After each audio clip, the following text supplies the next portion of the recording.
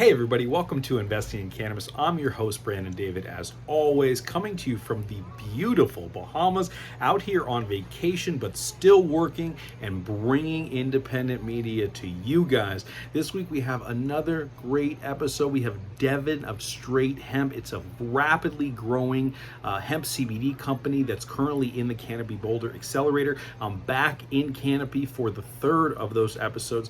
It turns into a great conversation about hemp and CBD and how it's taking over the country and the world and what that means. Is it snake oil? Is it great for you? Devin has an incredible perspective on the subject. Anyway, you're gonna love it, guys. I learned a ton. You're gonna learn a ton. Tune in, listen up, get acquainted. Take two, Canopy Boulder. Tell us your name and your company. Sure. So my name's Devin Alvarez. I'm the CEO and founder of Natural Dynamics. Natural Dynamics is a brand house for hemp-derived CBD product companies. Our first brand that we put into the market in 2017 is Straight Hemp. And I started this company really with an impetus to heal. I know a lot of people say that.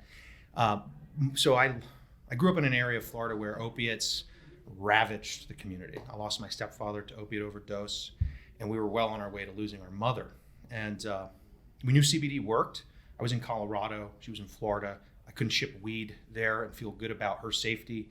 And there was a lot of problems in the market back in 2016. I mean, there was a lack of efficacy. There was all kinds of, cannabinoid level issues. There was pesticide issues. So there was a lot of issues. And we decided the best way to help her was to just create our own products. And I'm happy to say that she is doing great. She's sober now for 2 years. She actually moved up here to live with me, and we went ice skating a few days ago, and it's a great story. We entered the market, and initially, we didn't know what we were really doing. We were trying to sell to everybody, and by 2018, we started hitting our lick. We found the natural products channel, which seemed to be a great fit for us, and things kind of quickly took off. And we achieved 1.7 million in revenue the first year, 2018. Wow. And then we... Look at all these revenue companies in Canopy Boulder.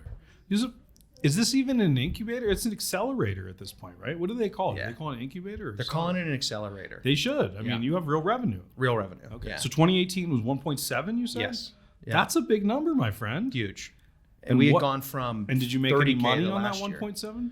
We did, yeah. We reported a profit. We reported 50,000 in net income. So we did a really good job of balancing that, because we were and are a bootstrap. I mean, we raised $250,000 over the last 3 years to get where we're at, and and then we were able to more than double our revenues in 2019, reaching 4.3 million. And we did all that through independent natural grocery, and we recently landed our first major corporate account, Earth Fare, which is a 51 store chain on the East Coast. Congratulations. Like Thank you. Yeah.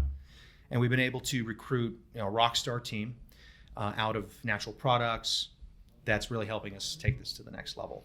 When did you sign that deal? We signed the Earth Fare deal in September, Labor Day. And when do you expect to feel the benefits in terms of revenue from that new deal? Good question. So we, this year, 2020, because they only, that deal contributed $50K to our revenue last year. Yeah, but it's just getting started. Just getting started, yeah. Right. How many stores?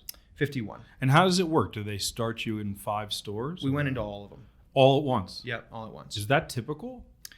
It depends on the brand traction, and so we have an incredible amount of traction. I mean, revenue is one thing. But from e-commerce or where? It's all the bulk of it is coming from our B2B to the natural products. So 90% of our revenue mix is coming from that wholesale business.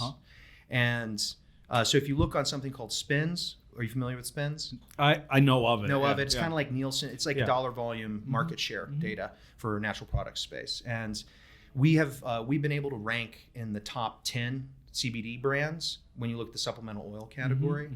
And we don't have the widest distribution, but when you look at the markets where we are distributed in, we are selling more product than the leading players in the field. We're selling. Why? It's a combination of things. One, the products they deliver, the way that we formulate these products from the plants that we choose to grow and the way we put them together. We're delivering not only the CBD, but the whole suite of entourage, right? So there's the terpenes. We know about the terpenes. There's also other chemicals in there that we don't know really what they are, but they're in there. They have a good effect. And when you smell these plants in the field, they smell incredible. But when you get, you go through that drying process, and a lot of hemp farmers are just cutting stuff, leaving it in the field, not curing it well, and you're just losing so much of that bioactive molecule through that process. And so what we do is we capture those volatiles first from fresh plants. You can kind of think like live resin, but we're not freezing plants. It's a whole different process. Okay. And then we extract the cannabinoid fraction, and then we Is add the process proprietary, or you It is. It's a proprietary process, and we patented process, or just proprietary at this secrets. point? Yeah, just proprietary. Yeah. So And are you pursuing that, or? No, we're not pursuing patents. We're just protecting the recipe, kind of like Coca-Cola does. It's a hard thing to do, man. It is. Yeah. And so How many people work at the company right now? 14. All right. Yeah. Loose lips sink ships. Yeah, you're getting to that number. We Where, are. Yeah. I don't tell them either. Yeah. Yeah. Okay, got it. Got it. Fair enough. Okay, but explain. It's a very interesting topic because hemp and CBD stuff is exploding all over the world, right? It's this huge driver, and I think people are a little nervous. They don't really know what it is. There's a wide range of products. There's a wide range of quality of those products. There's the difference between cannabis hemp and hemp from, or CBD from cannabis or CBD from hemp, right? And people don't understand these nuances. So when you say you're the best selling, I think the first question that comes to mind again is like, why? Right. You know? Right. So we found great traction, one with our story, right? I mean, we have a very authentic why, and that, especially in the natural product space, they're very purpose driven. They're very story driven, and then of course my background. I have a background in cannabis quality control at the outset of quality control here, as well as a biotech background, and so we were able to come into the market and help clear up a lot of this confusion that you're talking about, because people are very much like, what the fuck's going on in the marketplace? There's all these different products.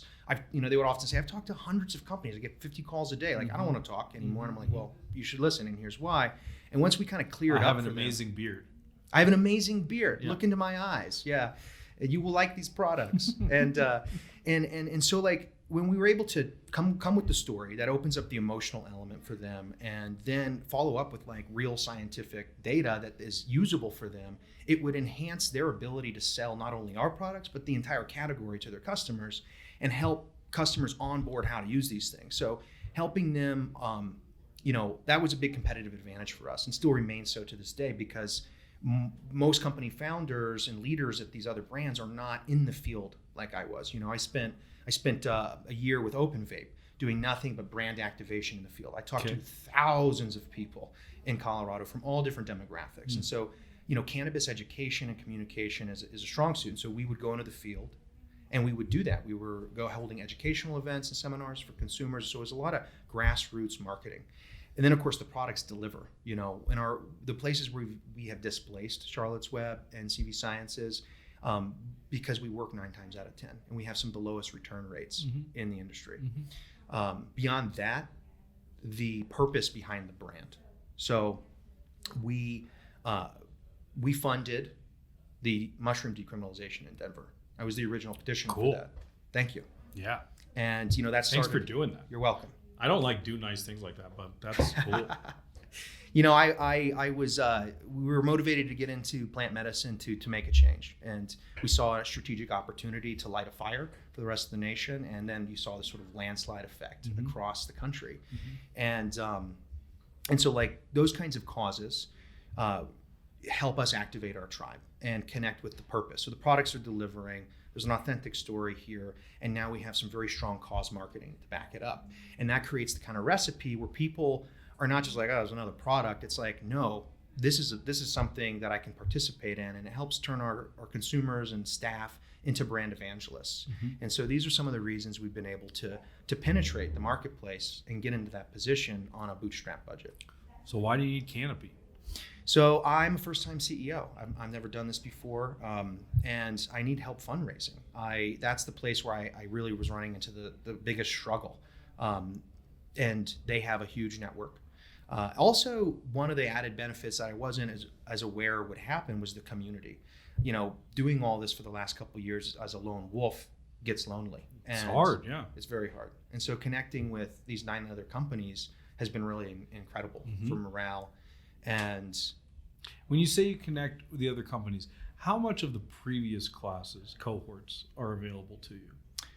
you know, I guess I couldn't. I'm not 100% You're early sure. still. I'm It's early. I early mean, for you. at the mentor event, we seemed to. There were a preponderance of people that were from prior cohorts. If you can get some time with Keegan from work, Keegan's a friend of mine, but WURK. WURK. Right. Yeah. Just spend some time with Keegan. Okay. He's a very busy dude. Okay. But very cool. Okay. Just that's my advice. If you got Yeah. like a choice of like All who the in the peeps. world, this goes for you too, Robert. Like spend some time with Keegan. Okay. That's all I'll say. There's others too. People are great, but I just like Keegan a lot. I'd love to meet him. Yeah. You can. And I will. You don't need to ask me. I'll just ask him for the intro. Yeah, exactly. Okay. Yeah. Good stuff, man. So let's talk about hemp a little more broadly. Sure. Right. This is what you spend your day doing all day, every day, all Yep. day. So somebody told me once that there was like 3,000 end uses of hemp, some nonsense like that. Mm-hmm. Like you can put it in your phone battery and Oh yeah. you can Well, floss your teeth with it Yeah. and like all this stuff, right? Yeah. And I'm like, okay, that's great, but like what are the actual good end uses of this? Right. Like the ones where we're gonna make money. yeah. I I love this topic. just think like I don't need. I went to Sephora the other day. I was with a woman. Not that you need to have a woman with you to go to Sephora. I'm not pigeonholing like that. But I was with a woman. We went to Sephora, and they had CBD mascara there. Mm-hmm. Mm-hmm. And I just thought to myself, what the fuck could you need to put CBD in mascara for? I know. And I asked her. She'll remain nameless. I asked her, and she said, I don't know. Mm-hmm. So Yep. People are sprinkling CBD around like fairy dust to get things to sell because it's like a buzzword, you know. And so let's tag the hemp batteries thing for a second because I was a biomass engineer Cool. for the DoD before, and I've thought about this a lot. that's a cool story. Yeah, and but with the CBD thing, I've seen crazy shit too, like people trying to infuse CBD into clothes, you know. And it's like it's not going to get into you that way, and so really the best way to deliver CBD are through the skin, through your mucosal membranes. Eat it, put it in your mouth. You can put it in your butt if that's your thing. You can inhale it. Have you met people that's their thing? Well, old people that have a hard Out time. of necessity. Out of necessity. Okay, Yeah. fair enough. Yeah, I don't. Yeah. So Anal only out of necessity. Anal only as a necessity. I mean, there's always the boofing crowd out there, but I think you get great absorption just by inhaling it. Not my crowd either. This isn't supposed to be a funny podcast, but it does happen sometimes. You know why? Because smart people are funny. That's what I learned, is that like they don't spend their time being funny, but actually being funny is a lot about just being smart and witty. And that's why it happens on this show, because we have smart people on the show and they're just naturally funny. Well, you're bringing it out. Well, thank you, man. Hopefully I'm just like a foil for all of this. That's in literary terms. I'm like, something that develops the story, moves the story forward. Mm-hmm. That's the way I like to look at myself. There are all these CBD brands in the world, some of them at Sephora.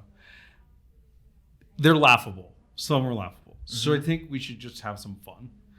Tell me your top 5 most ridiculous CBD products that you've seen. Okay, sure. So we talked about the clothing, right? The athletic wear, a pillow. 7, whatever. I've seen CBD infused pillows. Pillows. Yeah. And the idea was that you were going to compress the pillow and it was going to give you some sort of magic fairy CBD dust. Right. Like you're somehow going to it's going to somehow get into your body or help you dream better. I don't know, Okay. And I hadn't heard of that one. yeah, CBD infused pillows, CBD infused, so people are trying to put it in fabric, right? So I think that's the most ridiculous one I've seen. Oh, socks, CBD infused socks. That's another one. What? Yeah. I mean, it's like this stuff is going to wash out like immediately. It's completely bogus. This is America, man. Yeah. Yeah. And some of the other ones are like when you just see this stuff infused into the most garbage product itself, like some kind of ridiculous sweet. You know, I'm not necessarily against people who want to eat sugar or whatever, but it's like you're taking this health, or Coca-Cola. I think that one's ridiculous too. Like CBD infused Coca-Cola. Who wants that? Okay, so we've got pillow, socks. Yeah. Athletic wear. I said mascara. Yeah, there's mascara's all kinds crazy. of beauty stuff though. I mean, all kinds of lip balms and ointments and potions and things that I don't use. But you know, are there any beard oils? Do you know of any CBD beard oil? Yes, I do. Okay. Yeah, and I have my questions about those as well. You know, yeah, of course. Yeah, because like it's on your beard. You know, it's just like it's like mascara for men. Yeah. You know, in that way, if it's on your hair, it's not getting in. It's got to go onto your skin. What does all this nonsense mean for the future of hemp? Because one of my fears is that someone's going to walk into a store, buy some CBD product, it's going to do nothing, and they're going to write off the whole category. It happens all the time. All the time, right? All the time. Yeah. Is that where we're headed? How do we prevent that? I think we prevent that by speaking to it in the marketplace, you know, and getting the story out there, and not only from these weird products that don't actually get the CBD into the body, but even the use of CBD isolates, which I am really not a fan of, because you run into these situations where CBD isolate tends to have a very narrow therapeutic window. It's very hard to dose accurately, and so many people walk away from an isolate product getting zero effect. You really need to have all those entourage chemicals, so all those the THCs, the other types of terpenes. But see, that's another interesting part here, right? Is like the entourage effect is real. Totally. And if you're selling something that's purely hemp CBD, you're not going to get that entourage effect, correct? If you're selling pure hemp CBD, when I hear that, I think when you're selling pure CBD, less than 0.03% THC. That's the number, right? Isn't that got it. So yeah, so actually hemp, a full spectrum extract. We define full spectrum as, and by the way, for anyone out there that's listening that doesn't buy the entourage effect, I encourage you to go check out Dr. Ethan Russo and Dr. Ruth Galili, who have done extensive research on this. And if you're not listening, you probably had too much weed, and you should rewind this. Now go ahead. And so with a full spectrum extract, you know, there's going to be some of that THC in there. And so in our products, it's 30-1, right? And that is still enough to get the effect that you're looking for in terms of the entourage. Yeah, 30-1's okay. Yep. I mean, I prefer like a 20-1, but 30-1's okay. Right. But does that qualify as you can ship it all over the place? You can go to Europe. Is that the ratio that's acceptable? I believe Europe is setting their standard lower than the Americas, which makes transportation challenging. A nightmare. Yeah, but so we're coming in at like 0.16.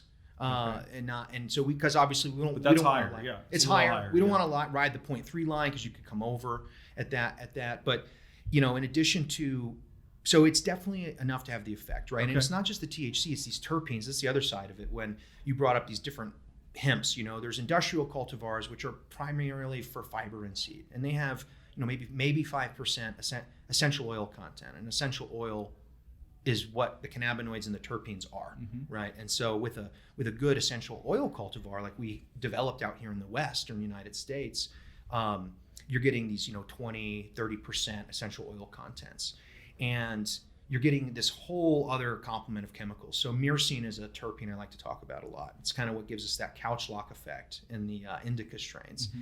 And it works together with CBD and the GABA system to potentiate GABA. And so if anybody, you know, GABA is the system that alcohol also works through. It's a relaxing kind of thing. And so there, with good hemp CBD products like Straight Hemp, you're going to get all of those bioactive molecules, and we're going to deliver that entourage effect. But you know, some hemp CBD products that are out there are not delivering that entourage effect because they're so low in THC and so low in terpenes. You know, and even if the THC is low or even non-existent, you can still get some powerful entourage effects through these other terpenes. That was very well said, and I think if you're listening to this or not listening, it's valuable.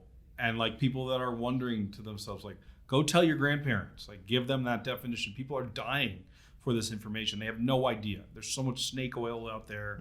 And like, it's not going to hurt you, but you're just wasting your money. You know, you're just wasting your time. You're just wasting your money. Yeah. Yep. And then if the people are wasting their money, they're losing possibly the opportunity to actually get the healing.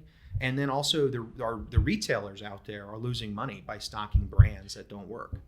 Give the audience like a couple red flags they should look for in finding when they're if it's a bad product. Sure, yeah. So I classify CBD isolate products as bad products, right? So one way to tell is if the only ingredient is CBD and there's not also a hemp extract component, right? So if you see 2 listings on a bottle and it says hemp extract and it says CBD, and let's say it says 10 milligrams of CBD and 20 milligrams of hemp extract, well, that means that you could have 10 more milligrams of hemp extract that could contain those entourage molecules in there.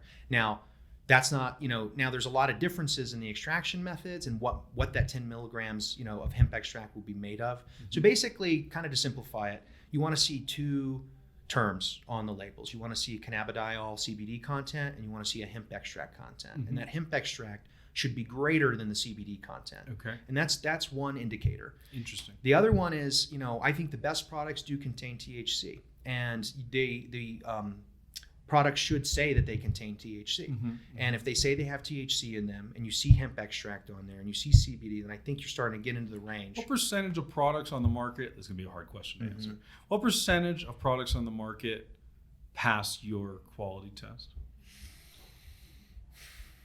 10%. 10%? Yeah, 10%. Love it. That's what I would have expected. Just anecdotally, that's my experience as well. Given that we agree on that number, what does that mean for the future of hemp when billions of dollars are being invested into this category? Yeah, I mean, there's going to be a lot of roadkill. Yeah, a lot. Tons. And so what does that mean for you? You're going to rise above it? Or are you going to raise a bunch of money and buy those customers, buy those lists, buy those corner store relationships? Like, what does that look like for you? Consolidation is going to happen, right? Mm-hmm. Yeah, consolidation will happen. I think we're a prime target for acquisition, or we're a prime target to start acquiring other brands in the future or launching other brands. Amazing. But, in terms of what that allows us to do is point to it and say we're not that, and it allows us to continue to create the distinction in our brand, both with the investors and the consumers in the marketplace. Mm-hmm. And yeah, dope. How can we help, man? Thank you for sharing your journey with us. Fascinating stuff. I think people really learned something. How can we help? How can the audience help you? So if there's investors out there and they're interested, and we are raising a round right now. Mm-hmm. We're raising $500,000 on our way. How'd you get to that number? That is the minimal number that we need right now to push the business ahead on our way to the Series A. So trying to protect the cap table for our other investors. And you were at 1.7 in 2018? Yeah. Is that what you said? Yep, and 4.3 in 2019. Wow, that's a big number. Mm-hmm. And so what's 2020 look like? 8. 8? Mm-hmm. And with that infusion of cash, you expect to get to 8. That's the goal that you're working towards? Or what can that propel you to do further? So that cash is going to do a handful of things. Mm-hmm. One, we're going to be able to build up our inventory, mm-hmm. which is important because we're selling more and we don't want to run out of stock, so we can continue to fulfill. It's also going to fund our Expo West adventure, mm-hmm. Where I'll be speaking at the CBD Summit there on delivery systems. Cool. And it's also going to fund continued sales and marketing efforts in the field, as well as additional product launches. And then we're also going to be raising a $2 million Series A. Okay. Yeah, in the April, May, June timeframe. Got it. And what that's going to enable us to do is launch our marketing programs in a robust fashion and support the deployment into larger chains. So right now we're in conversations with a few major national retailers. We're mm-hmm. 90% confident of placement in the mm-hmm. next 3 to 6 months, and we need a bankroll to fund those campaigns. And really, for us, it's our marketing is largely going to be centered around events, mm-hmm. creating brand activations and experiences for our consumers. It's a hard thing to do, man. It is, but I'm totally awesome. I'm totally psyched about it. We have some really fantastic healing modalities to pair with the already awesome power of our hemp products. Mm-hmm. So one of just don't spend too much money, man. Every brand in California is wasting so much money at outside lands and Northern Nights and Coachella and all these things. You're right, because those aren't the right venues. There's too much distraction. There's a way to come in and create smaller, more intimate events where you can really develop a relationship. Look, I'm not saying it's not possible. You're not saying it's not possible. You're saying it's hard, and you're saying there's a lot of opportunities to fail out. Yeah. I think you're right to point out. Such as entrepreneurship. Right? Such as entrepreneurship. I think that's a good place to wrap up as any. Thank you so much, man. This was fun.